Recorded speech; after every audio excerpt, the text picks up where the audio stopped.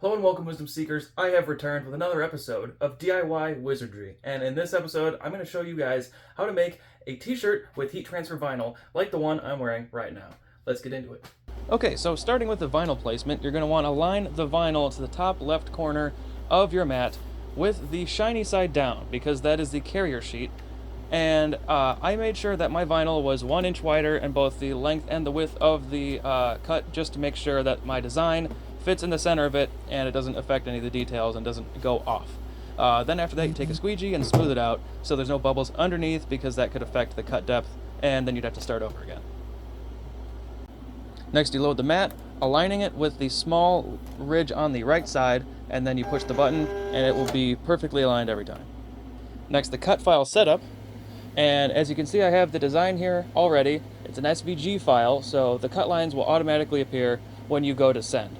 I have it aligned to the top left corner as well, and it is centered with the size of the vinyl, as you can see with that little red square right there. You also need to make sure that the image is mirrored, because that specifically is the way you need to do it for heat transfer vinyl versus permanent vinyl when you're doing decals. I'm now selecting the heat transfer smooth, but I do like to change the force to a little bit higher, just in case it doesn't cut all the way through, and that makes sure that you don't have to do a second pass.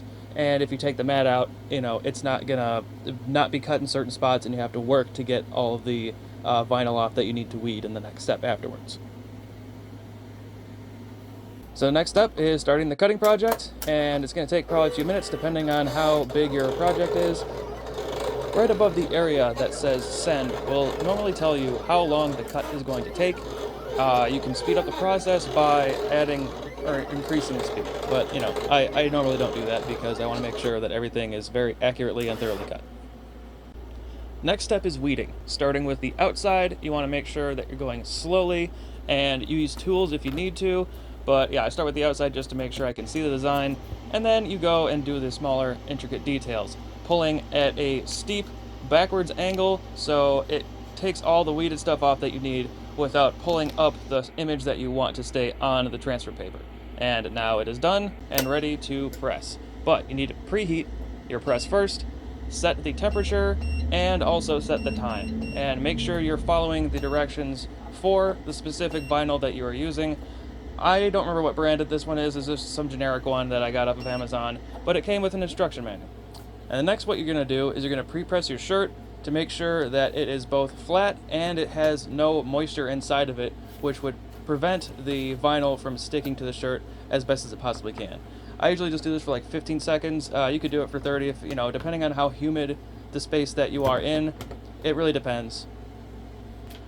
Alright, so now you're going to take your design and place it on the shirt. There's a bit of a sticky adhesive on that carrier sheet, as you've noticed before, so just make sure it's all aligned and smooth and pressed out, so there's no lumps or bubbles or anything like that. And then you're just gonna go ahead and press the shirt with the time and temp that you have set before.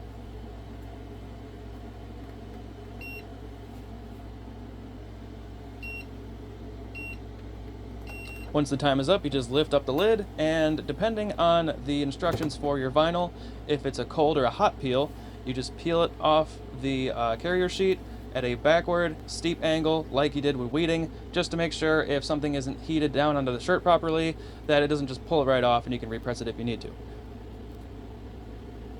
But I did not need to do that, and it is entirely done.